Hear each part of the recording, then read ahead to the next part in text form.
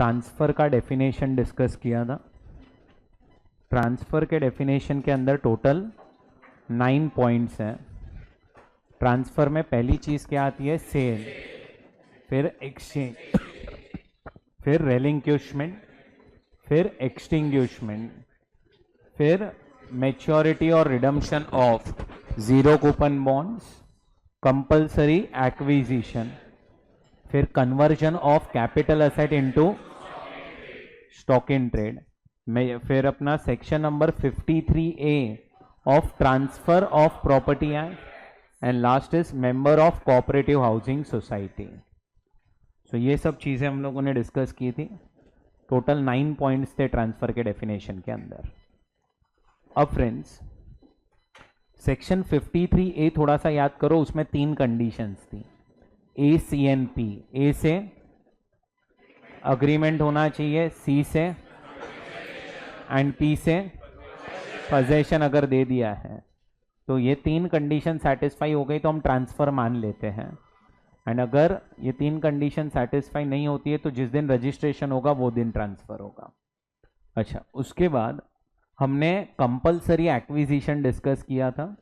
उसके पहले हमने एक सेक्शन डिस्कस किया था 1037 करके, याद करो। अगर असेसी इंडिविजुअल या HUF है, फिर उसके पास अर्बन एग्रीकल्चर लैंड है और वो अर्बन एग्रीकल्चर लैंड यूज हुई थी for agriculture purpose for preceding 2 years, and उस लैंड का आज कंपलसरी एक्विजिशन हुआ है या फिर ट्रांसफर हुआ है जहां पे consideration is determined by RBI और सेंट्रल गवर्नमेंट, तो फिर कहना से जो भी गेन आएगा वो एग्जाम। इसके अलावा जो भी कंपलसरी एक्विजिशन के केसेस होंगे वो सारे क्या हो जाएंगे? टैक्सेबल।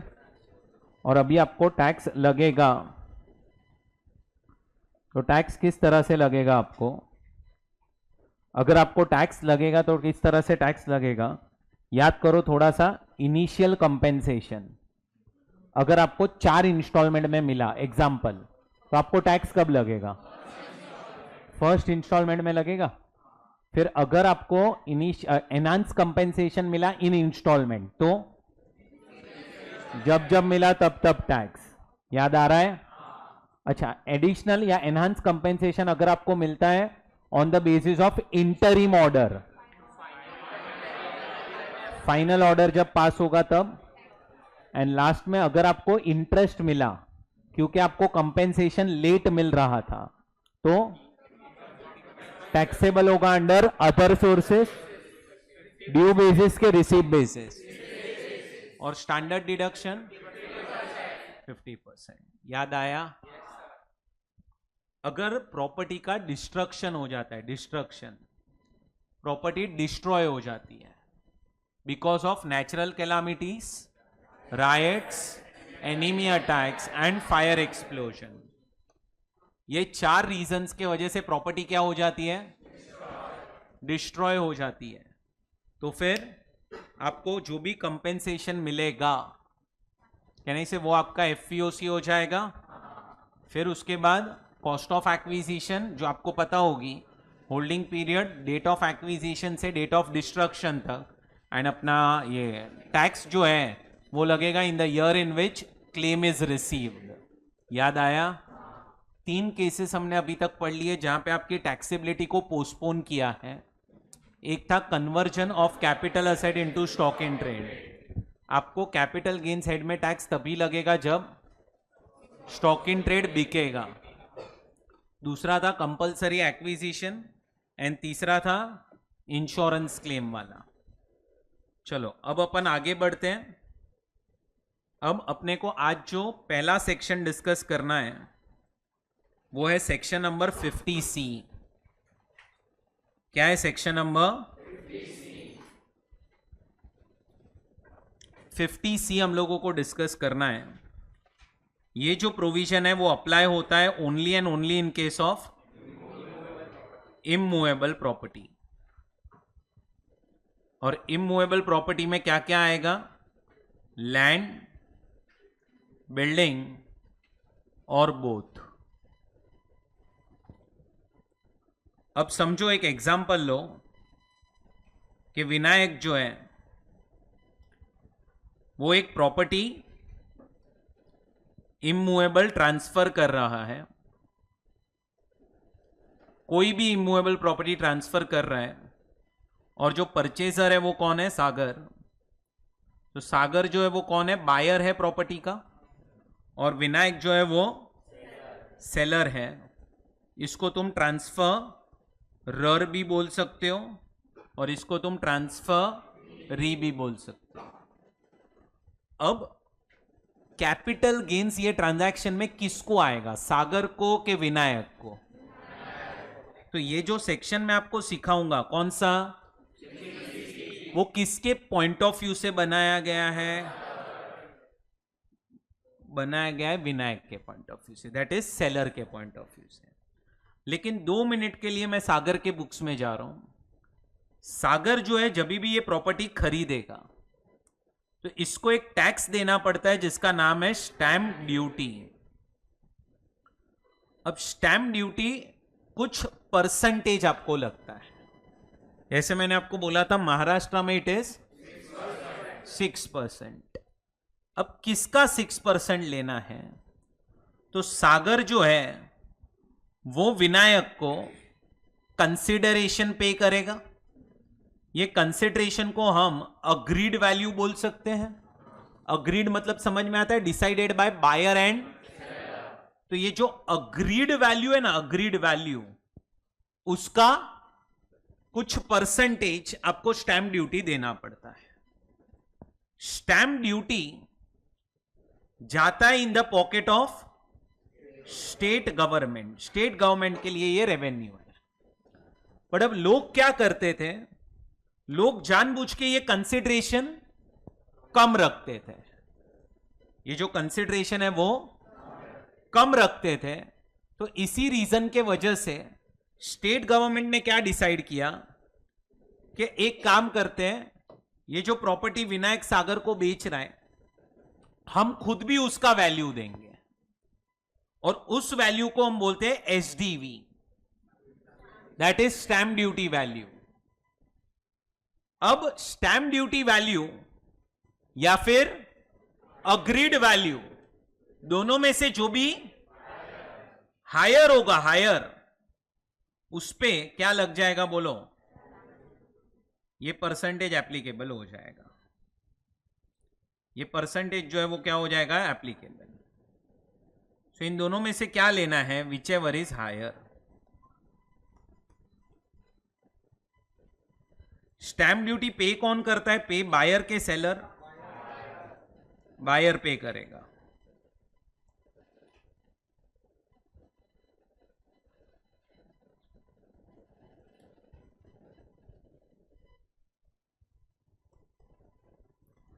चलो यहां पे ध्यान देना। सो बायर जो है उसको पे करना पड़ता है स्टैम्प ड्यूटी। सो अब ध्यान देना, सेक्शन नंबर 50C जो अप्लाई होगा इन केस ऑफ लैंड, बिल्डिंग और बोथ। सो किस पे अप्लाई हो रहा है ये? दैट इज कैन आई से इमूवेबल प्रॉपर्टी। अब विनायक जो है वो एक इमूवेबल प्रॉपर्टी ट्रांसफर कर रहा था। किसको? सागर को। सागर कौन है? बायर। विनायक कौन है? सेलर है। ये ट्रांसफरर है, ये ट्रांसफरी है। अब सागर जो है वो क्या पे करेगा विनायक को? इस कंसिडरेशन को हम क्या बोलते हैं? अग्रीड वैल्यू का मतलब क्या होता है? जो वैल्यू बायर और सेलर ने डिसाइड की है।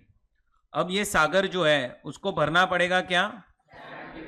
Stamp duty. कौन से गवर्नमेंट के पॉकेट में जाएगा? और ये जो स्टैम्प ड्यूटी है वो कुछ परसेंटेज लगता है ऑफ अग्रीड वैल्यू और stamp duty value whichever is higher. बोलो ये समझा आपको? विच एवर इज हायर का आपको कुछ परसेंटेज क्या लग जाएगा? Stamp duty. अब फ्रेंड्स, अब ये तो सब सागर के पॉइंट ऑफ व्यू से हो गया। अपने को जो ये सेक्शन पढ़ना है वो किसके पॉइंट ऑफ व्यू से पढ़ना है? विनायक के पॉइंट ऑफ व्यू से। अब ध्यान से सुनो, समझो अग्रीड वैल्यू मेरे और विनायक के बीच में जो वैल्यू डिसाइड हुई थी वो थी 100 lakhs और स्टेट गवर्नमेंट के हिसाब से ये प्रॉपर्टी की वैल्यू थी 80 lakhs। तो विनायक ने जो मुझे प्रॉपर्टी बेची है उसकी वैल्यू स्टेट गवर्नमेंट के हिसाब से कितना था 80 lakhs और मैंने और इसने जो कंसिडरेशन डिसाइड किया है वो कितना है 100 lakhs। अब ये वाले केस में ना विनायक आप मुझे प्रॉपर्टी जो बेच रहे हो वो 80 lakhs की है और आपको 100 lakhs मिल रहा है, मतलब जो स्टेट गवर्नमेंट की वैल्यू है उससे, तो इसमें तो विनायक आपका जो एफवीओसी हो जाएगा वो हो जाएगा 100 lakhs। बट अगर समझो अग्रीड वैल्यू 100 lakhs है और स्टैंप ड्यूटी वैल्यू जो है वो 120 lakhs है। एक मिनट, मैंने स्टैंप ड्यूटी के नहीं से 120 पे भरा होगा, मैं बायर है। अब मेरे पॉइंट ऑफ व्यू से छोड़ दो, विनायक के पॉइंट ऑफ व्यू से इसने जो प्रॉपर्टी मुझे बेची उसकी वैल्यू क्या है स्टेट गवर्नमेंट के हिसाब से, और इसने अपने बुक्स में वैल्यू क्या दिखाई। तो अब यहां पे ना सेंट्रल गवर्नमेंट विनायक को बोल रहा है कि विनायक तूने जो प्रॉपर्टी बेचा वो 120 का बेचा है, जब 120 का प्रॉपर्टी है जबकि तुझे सिर्फ 100 ही मिला है। तो हम तो ऐसा समझ रहे हैं क्या कि तुझे 20 लाख भी मिला है लेकिन कैश में मिला है, तुझे 20 लाख भी मिला है लेकिन, और इसीलिए हम तेरा एफवीओसी कितना ले लेंगे 120 lakhs। अरे सुन रहे तुम लोग? तो अगर ये 100 lakhs है और ये 115 lakhs है तो एफवीओसी क्या हो जाएगी बोलो? हम ऐसा समझेंगे कि विनायक ने 15 लाख की क्या की है, चोरी की है। 15 लाख उसने लिया तो है लेकिन कैश में लिया है। अच्छा, ये 100 lakhs है और ये 105 lakhs है तो क्या लेंगे? इसमें हम ऐसा समझ रहे कि विनायक ने 5 लाख की चोरी की है। अच्छा, ये 100 lakhs है और ये 101 lakh है तो इसमें हम ऐसा समझ रहे कि विनायक ने 1 लाख की चोरी की है। समझो ये 100 lakhs है और ये 100 lakhs एंड 10 rupees है। 100 lakhs एंड विनायक ने 10 रुपए की चोरी की है। ये 100 lakhs है और ये 100 lakh एंड 1 rupee है, तो 100 lakh एंड 1 rupee, तो विनायक ने। अब थोड़ा सा समझो, चोरी करनी भी होगी तो कहने से कोई 1 रुपए की थोड़ी करेगा या 10 रुपए की थोड़ी करेगा। अब जब ये सेक्शन बनाया था, ये कुछ सेक्शन 2009 के टाइम पे आया था ये सेक्शन। जब ये सेक्शन बनाया था ना तब तो प्रोविजन यही था कि अगर तुम्हारा वैल्यू 100 है और स्टेट गवर्नमेंट के हिसाब से प्रॉपर्टी का वैल्यू 100 lakhs एंड 10 rupees है, you select 100 lakhs and 10 rupees। 10 रुपए का भी डिफरेंस होगा तो यू सिलेक्ट 10 rupees, मतलब वो एक्स्ट्रा 10 rupees लेना पड़ेगा आपको। बट फिर जब गवर्नमेंट ने ये सेक्शन को वापस से देखा तो उनको भी लगा कि ये सेक्शन में थोड़ा सा अमेंडमेंट लाने की जरूरत है, क्योंकि अगर कोई चोरी भी करेगा तो इतने छोटे अमाउंट की तो चोरी नहीं करेगा।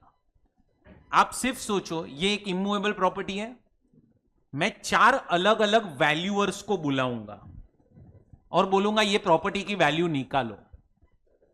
तुम्हें क्या लगता है चारों का वैल्यू सेम आएगा? थोड़ा बहुत तो कहने से वेरिएशन आएगा ही सब में। कोई बोलेगा 1 करोड़ है, कोई बोलेगा 99 lakhs है, कोई बोलेगा 101 lakh है। थोड़ा बहुत तो वेरिएशन आ ही सकता है सबके वैल्यूज में। सो मैं अगर 4 लोगों से इतनी प्रॉपर्टी का भी वैल्यूएशन करवाऊं और सब रजिस्टर्ड वैल्यूअर ही है समझो, तो भी कहने से सबका आंसर अलग अलग आ सकता है। तो ऐसा हो सकता है कि स्टेट गवर्नमेंट की वैल्यू और अपनी वैल्यू में थोड़ा सा डिफरेंस हो, तो फिर गवर्नमेंट ने ये प्रोविजन को थोड़ा सा अमेंड किया। अब अपन जा रहे हैं इन द बुक्स ऑफ विनायक और विनायक को क्या बोला कि आप 110% लो, 110 ऑफ अग्रीड वैल्यू। आप अपनी अग्रीड वैल्यू का कितना परसेंट निकालो और उसको कंपेयर करो किसके साथ, स्टैंप ड्यूटी वैल्यू के साथ।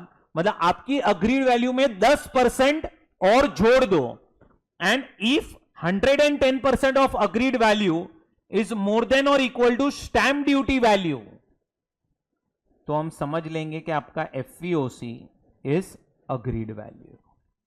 मतलब आपकी अग्रीड वैल्यू और स्टैंप ड्यूटी वैल्यू में डिफरेंस अगर 10% या उससे कम है तो हम मान लेंगे कि तुमने चोरी।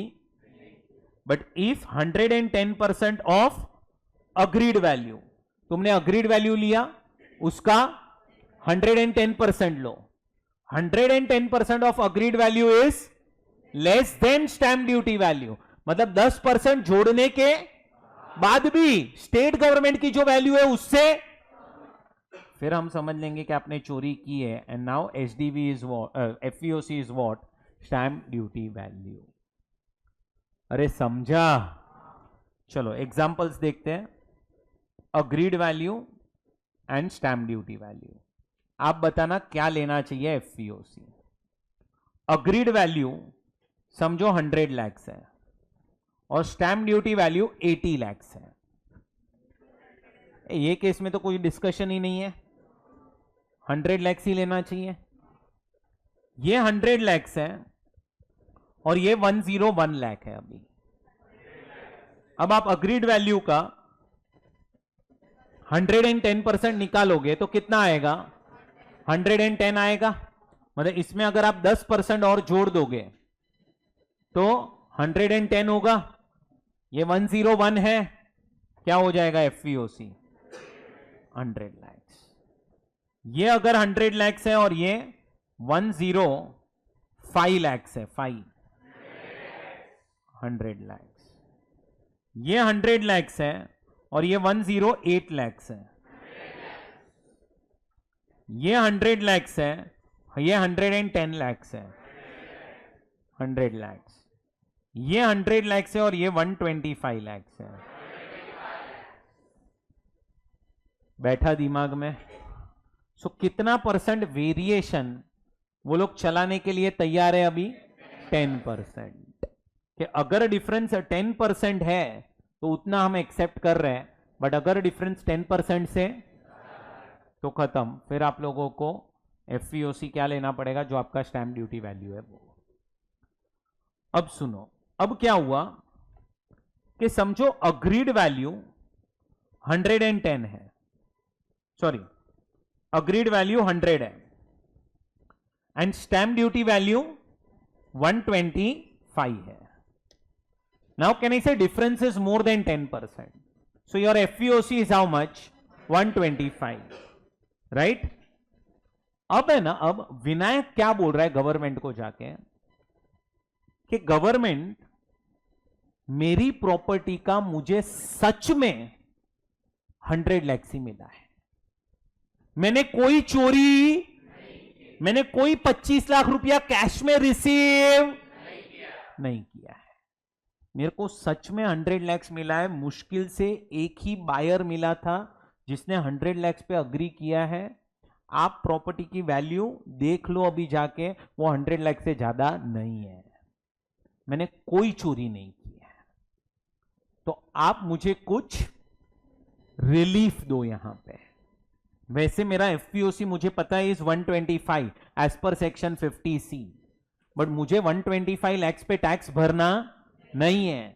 मेरे को सच में 100 लाख ही मिला है, वो भी मुश्किल से मिला है, मैंने कोई चोरी नहीं की है, प्रॉपर्टी की वैल्यू सच में कम हो चुकी है अभी।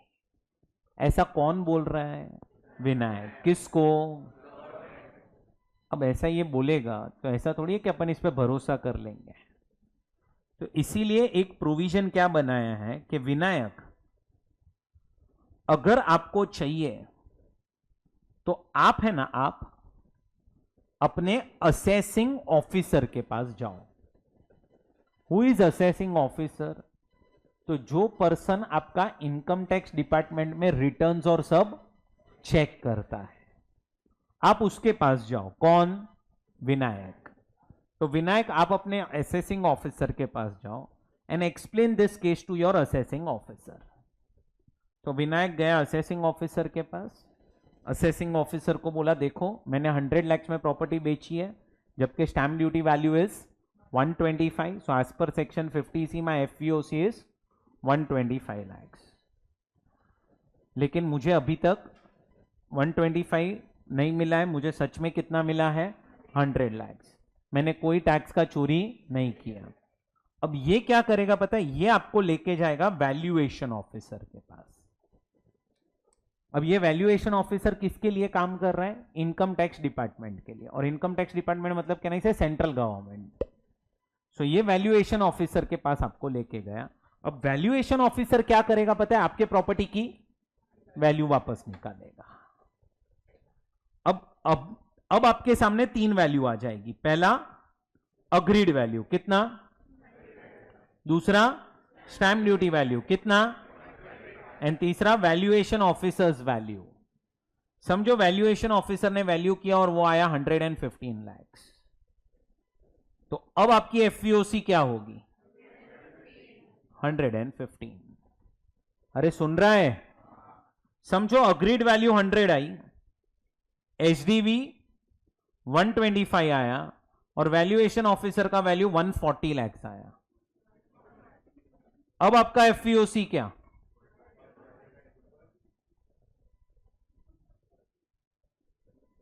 बोलो। 25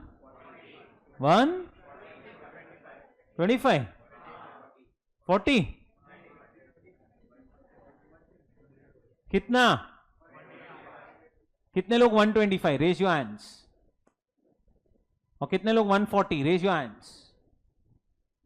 ओके, आंसर इज 125 lakhs।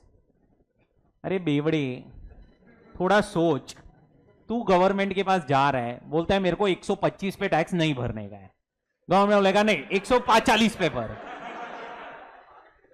अरे थोड़ा दिमाग चला। अगर 140 सिलेक्ट करना हुआ ना, अंडरस्टैंड, ये सिर्फ ये वाला प्रोविजन है ना, बुक्स में रहेगा, प्रैक्टिकली कोई नहीं जाएगा। वो असेसी डरेगा कि मेरे को 125 पे नहीं भरने का है टैक्स, उधर जाएगा, वैल्यूएशन बढ़ा, कहने से और ज्यादा पे टैक्स आ जाएगा। तो ये तो फिर प्रोविजन कोई मतलब का ही नहीं हुआ। समझ रहा है? सो या तो तुम उसको रिलीफ दो, तो रिलीफ दे पा रहे हो तो ठीक है, नहीं दे पा रहे हो तो जितने पे टैक्स लग रहा है उतने पे ही लगाओ फिर। अरे समझ रहा है क्या? तुम्हारे सामने और एक केस में रखता हूं। ये 100 lakhs, stamp duty value 125, valuation officers value, valuation officers value 108 lakhs। Louder.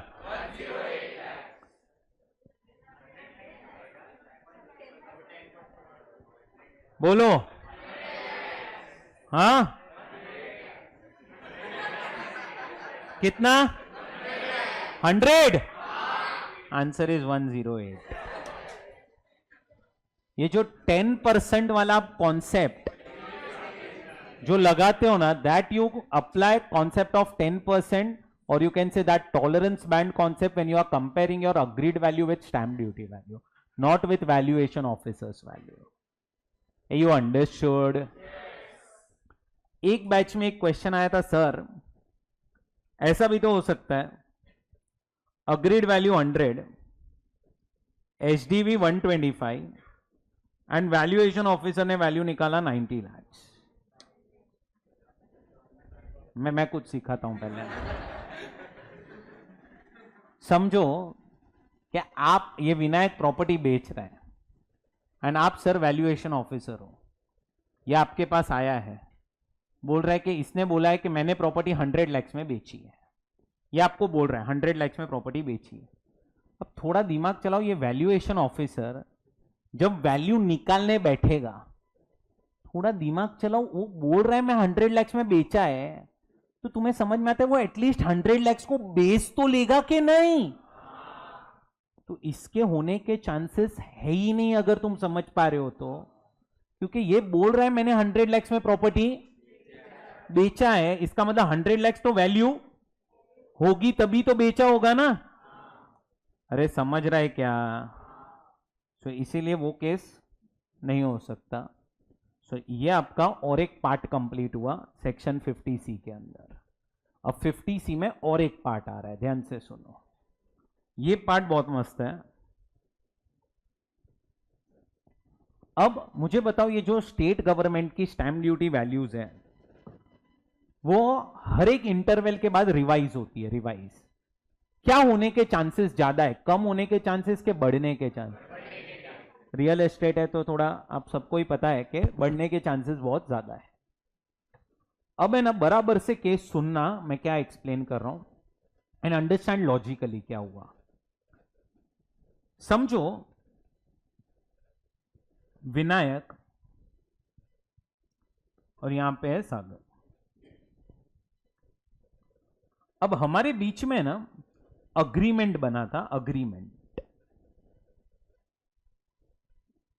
In the month of June 2024, जहां पे ये मुझे अपनी प्रॉपर्टी बेचेगा, इमूवेबल प्रॉपर्टी, और मैं इसको 100 लाख पे करूंगा, बराबर। This was an agreement. कब बना था? जून 2024। अब मैंने आपको पता है एक बार बीच में सिखाया था कि ये प्रॉपर्टी का अग्रीमेंट बनता है, फिर सागर बैलेंस पैसा विनायक को देता है, फिर हमें एक रजिस्ट्रार करके ऑफिस होती है, वहां जाना पड़ता है और ये अग्रीमेंट का वहां पे रजिस्ट्रेशन होता है। ऐसा थोड़ा बहुत याद आया?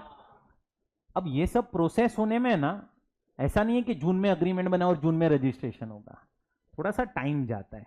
क्योंकि तुम समझो पहले अग्रीमेंट होगा सागर और विनायक के बीच में, फिर सागर विनायक को एक टोकन देगा पहले, फिर बैलेंस पैसे का अरेंजमेंट करेगा, तो उसमें थोड़ा सा टाइम जाता है। तो अब क्या हुआ, अग्रीमेंट हो गया समझो सागर और विनायक का, कब? जून में। कितने में प्रॉपर्टी मैं खरीद रहा हूं उनसे? 100 लाख। बट हम लोग का जो रजिस्ट्रेशन प्रोसेस था ना, रजिस्ट्रेशन, वो होते होते समझो दिसंबर 2024 हो गया। क्या होगा? रजिस्ट्रेशन करते करते दिसंबर 2024। तो रजिस्ट्रेशन हुआ दिसंबर 24 में। अब आप ये टाइम पे अगर स्टैंप ड्यूटी वैल्यू देखोगे ना, तो वो थी 108 लाख, और यहां पे अगर आप स्टैंप ड्यूटी वैल्यू देखोगे ना, तो वो था 125 लाख। अब क्वेश्चन क्या आ रहा है, कौन सी स्टैंप ड्यूटी वैल्यू के साथ हम लोग ये 100 lakhs को कंपेयर करें?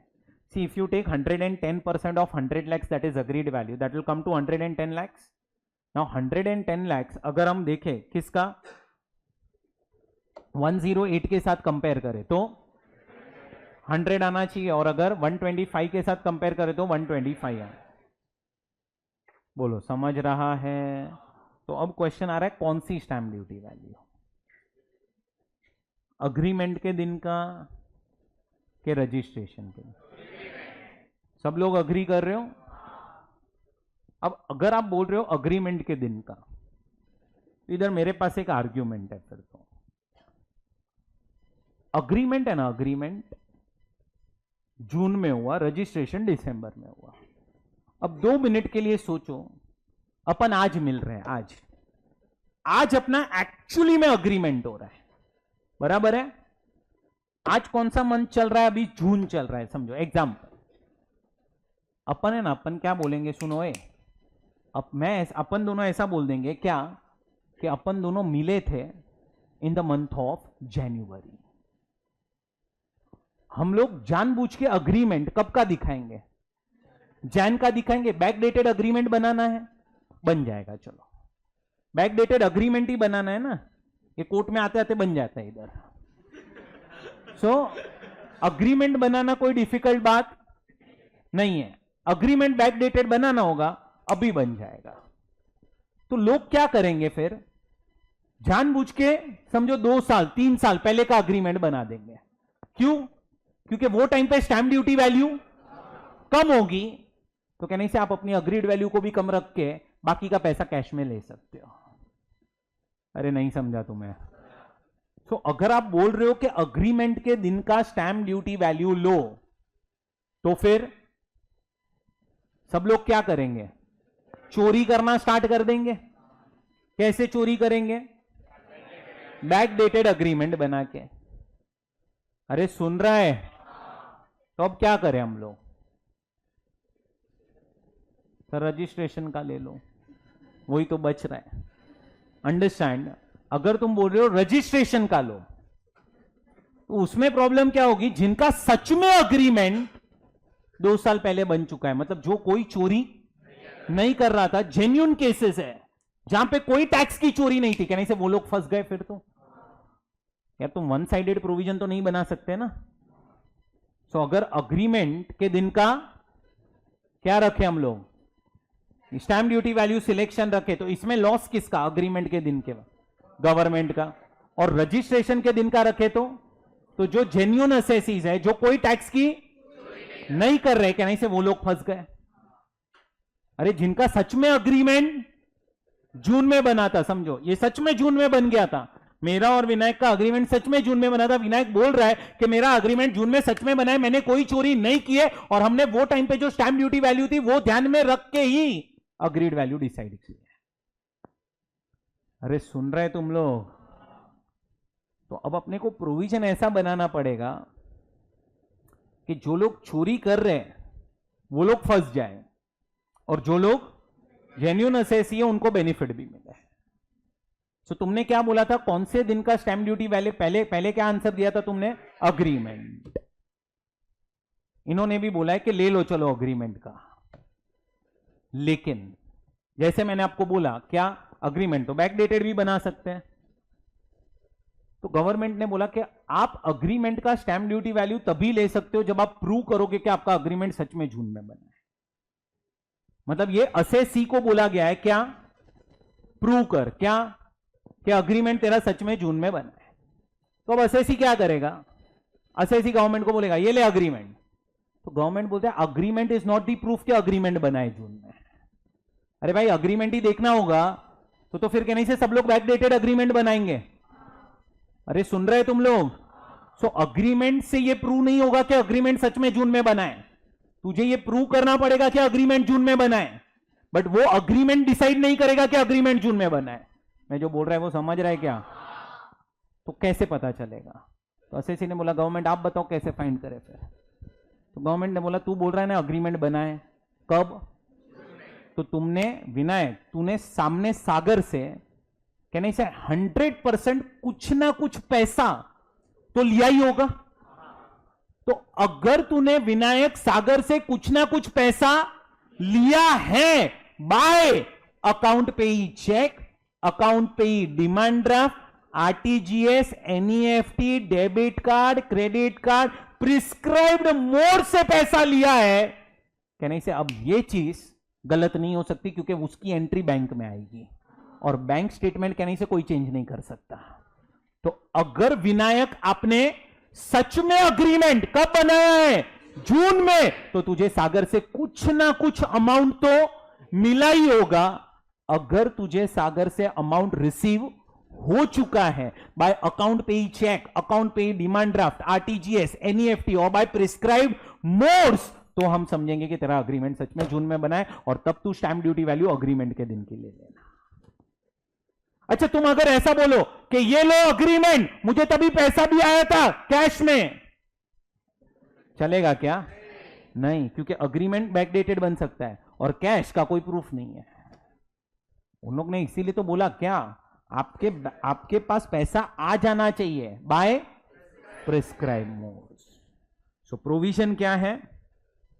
If any amount is received by account payee check, account payee demand draft or by prescribed modes on or before the date of agreement, अगर ये कंडीशन क्या हो जाती है, then you select stamp duty value on the date of agreement, and अगर ये condition satisfy नहीं होती है, in other cases you select stamp duty value on the date of registration. अरे सुना क्या तुमने?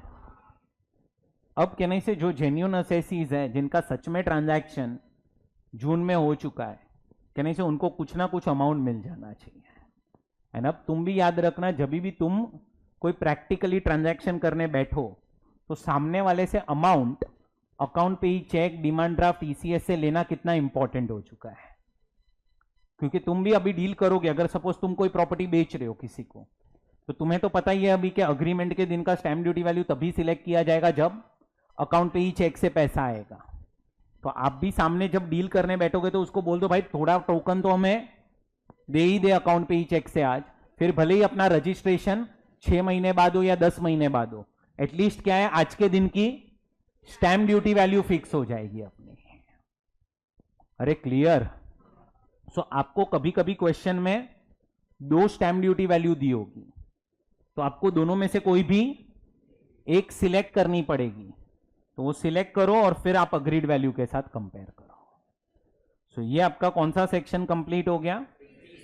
50C।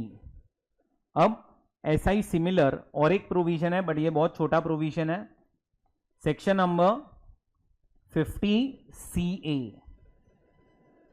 50CA में क्या लिखा है कि अगर समझो विनायक, आप सागर को कोई भी अनकोटेड शेयर्स बेच रहे हो, क्या बेच रहे हो बोलो? That is unlisted shares. और सागर आपको बदले में क्या पे कर रहा है? कंसिडरेशन समझो 100 लाख का। अनकोटेड शेयर्स की जो मार्केट वैल्यू है वो है 80 लाख। तो फिर विनायक आपका एफवीओसी हो जाएगा 100 लाख।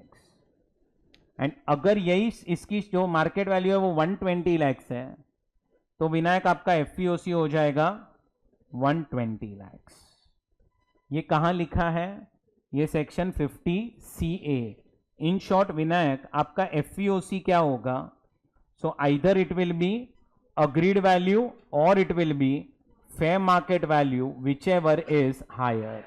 अब इधर कोई 110% वाला कॉन्सेप्ट नहीं है, इधर कोई वैल्यूएशन ऑफिसर के पास जाने की जरूरत नहीं है, वो कोई कॉन्सेप्ट नहीं है।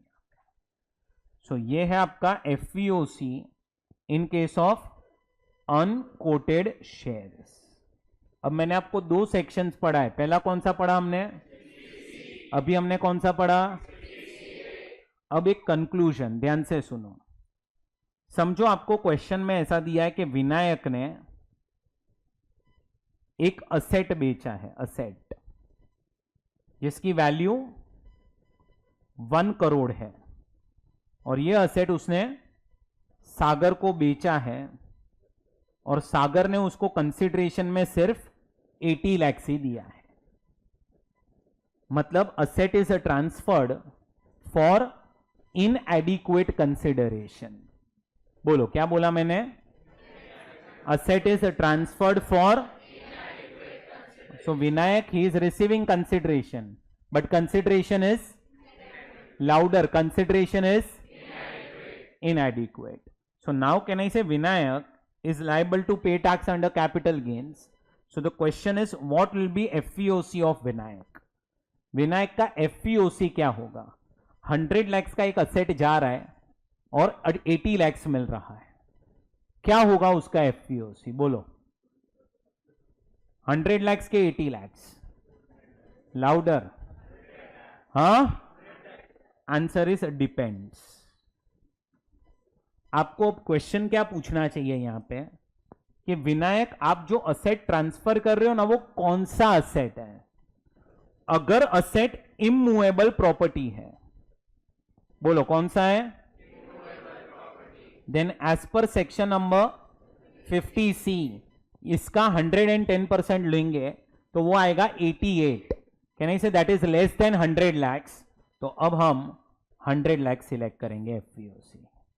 अगर ये कोई अनकोटेड शेयर्स है, then as per section 50CA वापस से कैन आई से हम 100 lakhs ले लेंगे। बट इसके अलावा कोई भी असेट होगा, अदर असेट, तो अदर असेट के लिए ऐसा कोई प्रोविजन बनाया तो हम एफवीओसी क्या लेंगे? 80 lakhs. अरे सुना तुमने, समझा तुमको? सो ये आप लोगों का 50C एंड 50CA ये दो सेक्शन कंप्लीट हुए. मेरे लिए ये कंक्लूजन बहुत ज्यादा इंपॉर्टेंट है, ये वाला, कि अगर आपने कोई भी असेट क्या किया है, बोलो, ट्रांसफर फॉर इनएडिक्वेट कंसिडरेशन. आपने कोई भी असेट क्या किया है, बोलो, ट्रांसफर फॉर, तो आपका एफईओसी क्या होगा? तो आंसर इज डिपेंड्स. जब भी आप कोई असेट ट्रांसफर करोगे, इनएडिक्वेट पैसा मिलेगा, आपका एफईओसी क्या होगा? डिपेंड्स. कौन सा असेट जा रहा है.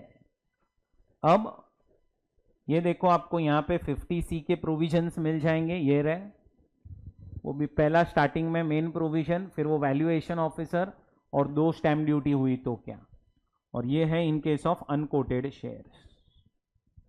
आया समझ में? कंक्लूजन समझा क्या हुए? चलो लिख लेंगे.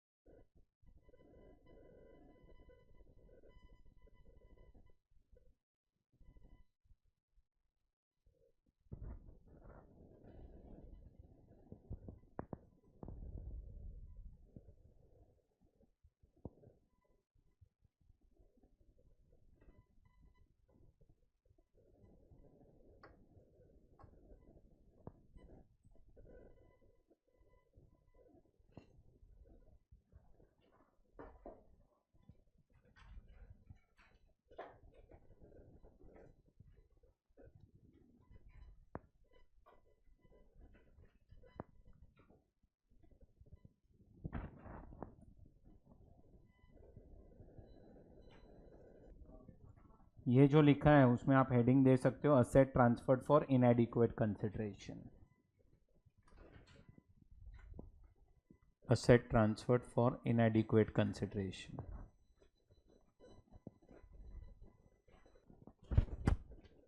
चलो अब यहाँ पे ध्यान दो. अब एक केस आपको दे रहा हूँ सॉल्व करने. एक असेट है, समझो वो है house property. Date of purchase 1 May 1993. फिर date of transfer previous year 24-25. Purchase cost 2 lakh rupees. Selling price 3 crore rupees. फिर stamp duty value at the time of transfer is 350 lakhs and valuation officer's value is 3 crore 40 lakhs. Fair market value as on 1/4/2001 is 10 lakhs. Stamp duty value as on 1/4/2001 is 9 lakhs. Brokerage 1% on purchase and sale, plus there are some capital expenditures 94-95 3 lakhs, 2006-7 7 lakhs and 2014-15 10 lakhs. Compute capital gains. अच्छा, मुझे आपसे दो answers चाहिए. एक, asset is transferred up to 22 July and second on or after. इसीलिए date of transfer में मैंने सिर्फ ईयर मेंशन किया है. चलो करो सॉल्व पर फॉर्मेट में.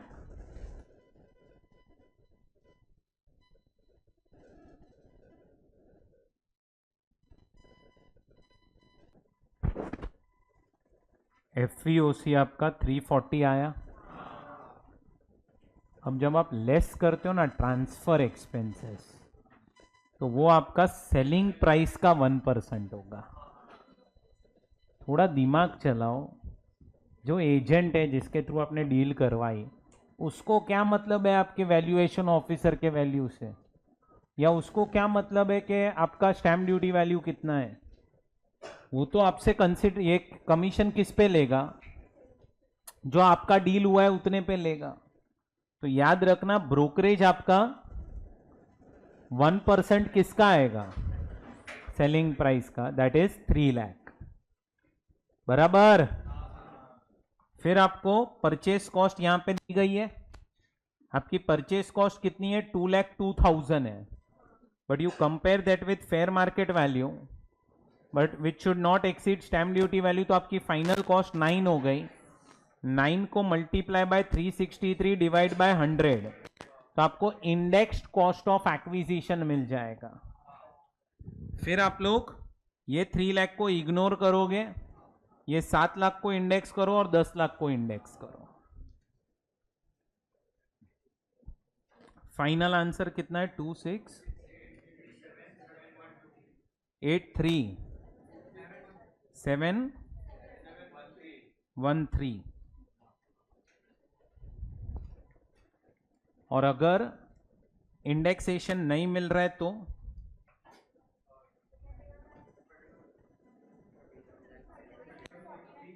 31 लाख नहीं होगा रे, 3,14,98,000.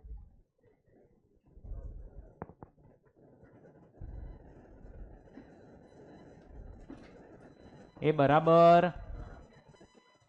ब्रोकरेज वाला पॉइंट समझा. एजेंट जो है एजेंट, उसको तू ब्रोकरेज किस पे देगा? अरे परचेस कॉस्ट और सेलिंग प्राइस पे आएगा ना, इस पे थोड़ी आएगा। यस, आवाज नहीं।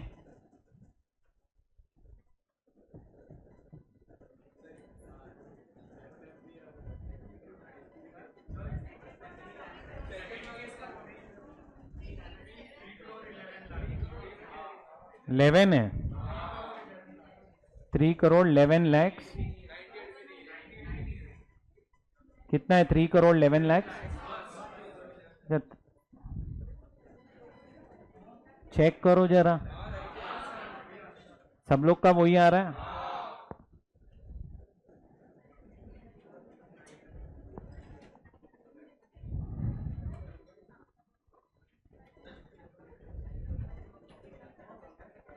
हाँ ओए बस।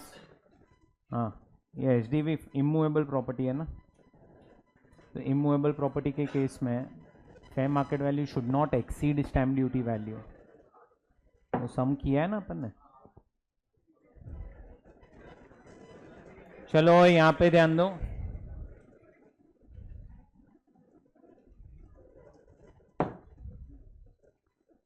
Pay attention. अब अपने को नेक्स्ट प्रोविजन जो डिस्कस करना है वो है section number 46 subsection 1, 46 subsection 2, section 222 सी। इधर ध्यान दो। अब मैं आपको जब सेक्शन 46 करवाऊंगा और सेक्शन 47, ये दोनों जगह पे ना आपको नॉन टैक्सेबल ट्रांसफर्स दी हुई है। मतलब क्या? असेट ट्रांसफर तो हो रहा है लेकिन आपको टैक्स नहीं लगेगा। तो इसीलिए क्या दिया है यहां पे, बोलो? Non taxable transfers. पहला अपने को डिस्कस करना है 46(1), 46(2) एंड 222 सी। अब ये सब स्टार्ट करने से पहले मुझे आप लोगों को एक छोटा सा एक्सप्लेनेशन देना है इन रिलेशन टू डिविडेंड। सुना ही ये वर्ड आप लोगों ने? जो भी कंपनीज होती है, अभी सबका ध्यान इधर, जो भी कंपनीज होती है उसके अंदर शेयर होल्डर्स होते हैं। कंपनी जो भी प्रॉफिट कमाती है और जो प्रॉफिट कंपनी के बच जाते हैं at the end of the year, जब वही प्रॉफिट शेयर होल्डर्स के बीच में डिवाइड किए जाते हैं, इसीलिए हम उसको क्या बोलते हैं? Divide and and dividend. So dividend word वहां से आया कि जो भी कंपनी के एंड के प्रॉफिट्स बच गए, जब वो डिवाइड होते हैं अमॉन्ग्स्ट शेयर होल्डर्स, तो उसको हम क्या बोलते हैं? डिविडेंड। अब फ्रेंड्स, डिविडेंड जब कंपनी डिक्लेयर करती है, डिक्लेयर, तो समझो ये कंपनी का बैलेंस शीट है और यहां पे कंपनी के हैं रिजर्व्स एंड सरप्लस। अब कंपनी जब डिविडेंड डिक्लेयर करती है, इसका मतलब क्या? तो कंपनी एक एंट्री पास करती है, reserves and surplus account debit to dividend payable account, to dividend, ऐसा एंट्री पास किया। इसका मीनिंग क्या हुआ कि आपने अपने रिजर्व्स कम कर दिए एंड यहां पे एक लायबिलिटी खड़ा कर दिया, डिविडेंड पेबल। और उसके बाद जब कंपनी पेमेंट करती है डिविडेंड का, तो सेकेंड एंट्री पास करती है क्या? Dividend payable account debit to bank account. तो यहां पे कंपनी का बैंक बैलेंस होगा, तो ये बैंक बैलेंस जब गया, या ये बैंक बैलेंस ऐसा समझो कि कम हुआ और यहां से डिविडेंड पेबल अकाउंट हट गया। तो फाइनल एंट्री अगर आप देखने जाओगे, फाइनल एंट्री डिविडेंड पेबल और डिविडेंड पेबल को मैं अगर हटा दूं तो it is, can I say, reserves and surplus account debit to bank account. इसका मीनिंग क्या हुआ कि अगर मैं आपको बोलूं कंपनी डिविडेंड दे रही है, so what is distribution of dividend. Dividend देना इसका मतलब क्या, तो मैं ऐसे बोल सकता हूं distribution of dividend means distribution of reserves and surplus. Dividend देना इसका मतलब क्या हुआ, रिजर्व्स एंड सरप्लस डिस्ट्रीब्यूट करना। सो आपको कोई पूछे what is distribution of dividend, तो आंसर क्या है, it is distribution of reserves and surplus. जब कंपनी अपने रिजर्व्स एंड सरप्लस क्या करती है, डिस्ट्रीब्यूट करती है, इसका मतलब कंपनी क्या दे रही है, डिविडेंड।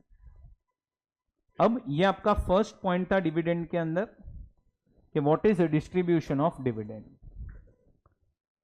सेकेंड पॉइंट, डिविडेंड जो है ना, डिविडेंड आपने सुना होगा इंटरिम डिविडेंड हो सकता है एंड एक फाइनल डिविडेंड हो सकता है। इनकम टैक्स एक्ट के अंदर डिविडेंड को डिफाइन किया गया इन सेक्शन नंबर 222। यहां पे एक अलग से डेफिनेशन भी दी है डिविडेंड की, सेक्शन 2 है, क्लॉज 22 है। अब इसके अंदर सब clause A, sub clause B, C, D, E and F, 6 क्या है, सब क्लॉज है। हर एक सब क्लॉज में डिविडेंड का मीनिंग दिया हुआ है कि इस चीज को भी हम डिविडेंड बोलेंगे, इसको भी हम डिविडेंड बोलेंगे, इसको भी, ऐसा उन्होंने एक्सप्लेन किया है। अब आपको इसमें से 222C पढ़ना है, ई पढ़ना है और एफ पढ़ना है। एफ अमेंडमेंट है। सो ये 3 सेक्शंस अपने को डिस्कस करने हैं और इसी का रेफरेंस मैंने आपको यहां पे दिया हुआ है 222C। बैठ रहा है दिमाग में। सो 2 सेक्शंस 46(1) एंड 46(2) ये कैपिटल गेन्स के सेक्शंस हैं और 222C जो है ना वो अदर सोर्स का डिविडेंड का सेक्शन है। सो ये दोनों सेक्शंस कैपिटल गेन्स के हैं। समझा ना तुम्हें मैंने क्या बोला। और ये जो सेक्शन है वो अदर सोर्स का है डिविडेंड के ऊपर, बराबर। ये तीनों सेक्शन में हम लोग पढ़ने वाले क्या है, तो ये तीनों सेक्शन में हम पढ़ने वाले हैं लिक्विडेशन ऑफ कंपनीज। क्या पढ़ेंगे बोलो, लिक्विडेशन ऑफ कंपनीज। बोलो तुम्हें इतना समझ में आया पहले कि नहीं समझा। अभी हम लोग ये चैप्टर में 222C डिस्कस करेंगे, ई और एफ अदर सोर्स में मैं कवर करूंगा। चलो स्टार्ट करते हैं। बराबर से समझना, जो पॉइंट मैं आपको सिखाने जा रहा हूं या जो प्रोविजन इनकम टैक्स एक्ट के अंदर है ये प्रैक्टिकली बिल्कुल भी रेलेवेंट नहीं है। ठीक है, पहले मैं आपको प्रोविजन एक्सप्लेन करता हूं एंड ये सेक्शन ज्यादा यूज होता ही नहीं है प्रैक्टिकली, वो भी मैं आपको बता दूंगा क्यों। पहले अपन प्रोविजन पढ़ते हैं। समझो एक कंपनी है, आपको लिक्विडेशन करके है चैप्टर अकाउंट्स में, नहीं छोड़ो, आधे हाँ बोल रहे हैं आधे ना बोल रहे हैं, सबका सिलेबस अलग अलग होगा लगता है। जब कंपनी बंद हो रही है, क्या हो रही है, बंद, मतलब कंपनी जब लिक्विडेशन में जा रही है। अब कंपनी क्या करती है लिक्विडेशन के वक्त, कहने से अपनी एक एक लायबिलिटीज को वो लोग सेटल करते जाते हैं, क्योंकि अभी कंपनी का बैलेंस शीट क्लोज करना है अपने को। तो कंपनी क्या करती है, एक एक जन को पैसा देना स्टार्ट कर देती है। लास्ट नंबर जो आता है वो आता है शेयर होल्डर्स का। पहले बाकी सबको पेमेंट जाता है कि लिक्विडेटर करके एक अपॉइंट होता है, उसको लिक्विडेशन एक्सपेंसेस, उसको लिक्विडेटर का रेम्यूनरेशन, फिर कुछ क्रेडिटर्स होते हैं उन सबको, डेटर्स, डिबेंचर होल्डर्स को पैसा जाता है। लास्ट में नंबर आता है प्रेफरेंस एंड इक्विटी का। अब अगर एक कंपनी है जो लिक्विडेशन में गया और लिक्विडेशन के वक्त ये कंपनी ने कुछ असेट्स शेयर होल्डर को ट्रांसफर किए, कब किए ये ट्रांसफर बोलो? Eight the time of liquidation. Liquidation मतलब समझता है ना, कंपनी बंद हो रहा है। तो अब असेट जा रहा है, किसके पास जा रहा है असेट? कंपनी के हाथ से जा रहा है और किसको मिल रहा है? शेयर होल्डर को मिल रहा है। तो अब है ना, कंपनी के हाथ में एक सेक्शन बनाया गया, सेक्शन नंबर 46 सबसेक्शन 1 के on transfer of asset by company to share holders at the time of liquidation is not regarded as transfer. मतलब इस चीज को हम ट्रांसफर नहीं मानेंगे। इसका मीनिंग क्या हुआ कि company is not liable to pay tax under capital gains. Company को कोई टैक्स नहीं लगेगा। ऐसा कौन बोल रहा है? Section number 46 subsection 1। बट अब तुम समझो, यही टाइम पे क्या होगा, शेयर होल्डर जो है कहीं से वो अपने शेयर्स सरेंडर कर देगा कंपनी को। तो सेक्शन नंबर 46 सबसेक्शन 2 क्या बोल रहा है कि on transfer of shares by shareholder to company, shareholder जो है is liable to pay tax under capital gains. Why? Because it is relinquishment of shares. आ रहा है ना समझ में? ओए, ये relinquishment है। इसीलिए अब तुम्हें एक मस्त एग्जांपल देता हूं, ध्यान से समझो।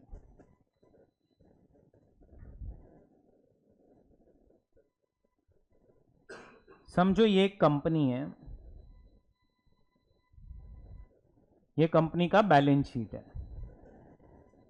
ये कंपनी में दो शेयर होल्डर है, विनायक और सागर।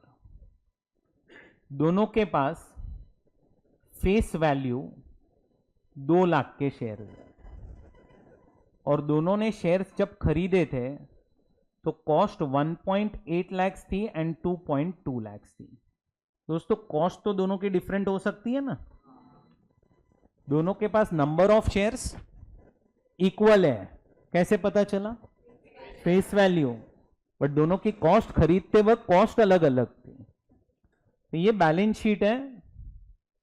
अब ये बैलेंस शीट में यहां पे तुम्हें दिख रहा है शेयर कैपिटल। बोलो क्या दिख रहा है? 4 लाख रुपया बराबर। Reserves and surplus 2.2 lakh, 6.2 lakh total हो गया। कंपनी के पास एक असेट है जिसकी वैल्यू 3.2 लाख है और यही असेट की जो मार्केट वैल्यू है वो है 8 लाख। एंड कंपनी के पास बैंक बैलेंस है कितने का? 3 लाख का। तो ये हो गया 6.2 लाख। तुम्हें समझा ना? Asset 3.2 and market value 8। Asset जब खरीदा होगा तब उसकी वैल्यू अलग होगी ना। तो अपन बैलेंस शीट में तो सब कुछ मार्केट वैल्यू पे नहीं लिखते। जो ओरिजिनल कॉस्ट या जो भी आपने खरीदने की कॉस्ट है या WDV जो होगी कहने से वो होगा 3.2।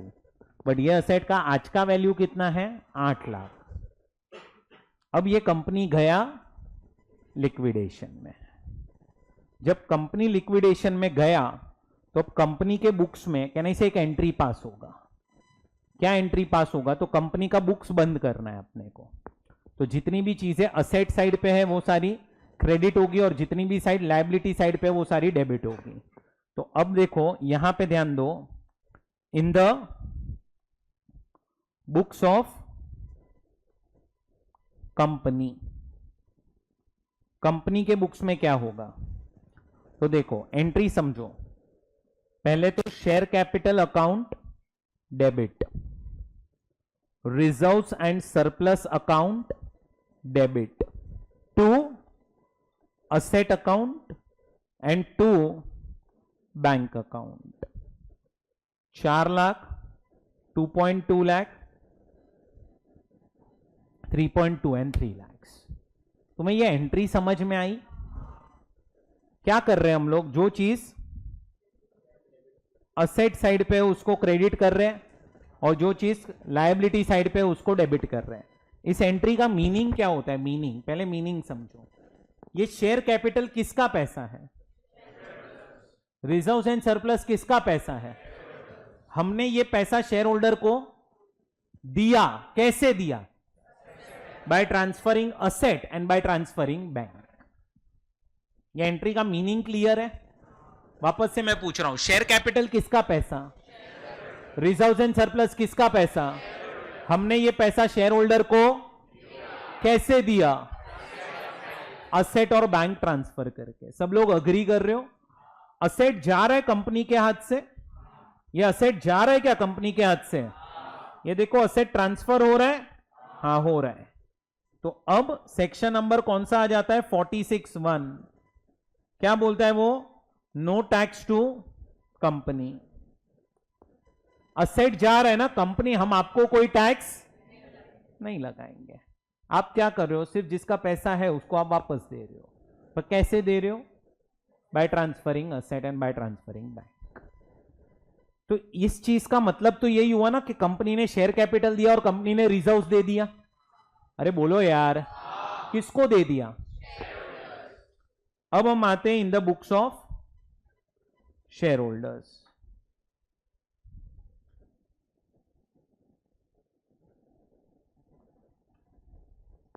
अब मुझे बताओ ना, ये असेट का और ये बैंक का जो डिस्ट्रीब्यूशन होगा ये दो शेयर होल्डर के बीच में, वो कैसे होगा डिस्ट्रीब्यूशन? देना तो पड़ेगा ना अभी असेट विनायक और सागर को, तो कैसे दिया जाएगा? फेस वैल्यू के रेशियो में कि कॉस्ट के रेशियो में? फेस वैल्यू मतलब कहने से इक्वल डिस्ट्रीब्यूशन होगा, क्योंकि दोनों के पास नंबर ऑफ शेयर्स सेम है। तो अपन अभी एक का ही एग्जांपल लेते हैं, अपन सिर्फ विनायक का एग्जांपल लेते हैं। अब ये कंपनी ने विनायक को दो चीजें दी, दो। पहले क्या दिया? असेट दिया। अब ये असेट का वैल्यू कितना है? 3.2 लाख था, वो तो कंपनी के बुक्स में वैल्यू था। तो मैं बोल सकता हूं ये असेट का बुक वैल्यू कंपनी के बुक्स में 1.6 है, आधा मिला ना। और इसका मार्केट वैल्यू आज के दिन पे 4 लाख है, आधा। प्लस बैंक में पैसा मिला होगा, बैंक में टोटल कितना था? 3 लाख था, तो 1.5 लाख रुपया मिला होगा, 1.5। अब मैं क्या बोल रहा हूं, आप सोचो, आप सब विनायक हो। अब विनायक के पॉइंट ऑफ व्यू से सोचो तो उसको टोटल इनफ्लो, मतलब आज विनायक को अगर यह देखना होगा कि मेरे को फायदा कितना हुआ, तो टोटल इनफ्लो उसका कितना? बोलो। 5.5 लाख। अरे भाई, मेरे बुक में मेरे असेट की वैल्यू, कंपनी के बुक में असेट की वैल्यू क्या है, उससे क्या मतलब है विनायक को? आप तो जब आपको असेट मिलेगा और आपको जब बैंक मिलेगा तो आप तो ये देखोगे ना कि ये असेट की आज की वैल्यू कितनी है, वही तो आपके लिए इनफ्लो हुआ एक्चुअली में। तो आज सामने वाले के बुक्स में क्या अमाउंट है, बुक में, उसकी बुक में क्या वैल्यू है, अपने को क्या मतलब है उससे? बराबर है कि नहीं? तो आप फायदा कैसे देखोगे? जो आपको मिल रहा है। तो आपको जब असेट मिल रहा है तब 4 लाख का है एंड बैंक बैलेंस है 1.5। सो ये चीज अपने लिए बिल्कुल भी रेलेवेंट नहीं है। अच्छा, ये जो टोटल अपने को फायदा हुआ है 5.5 लाख का, समझा ना? 5.5 कैसे कैसे आया? 5.5 market value of asset plus bank में जो पैसा था वो। ये हमें क्या दिया है कंपनी ने, मुझे वो बताओ। ये क्या है 5.5 लाख अपने लिए, बराबर इनफ्लो है, बट ये क्या चीज को रिप्रेजेंट करता है?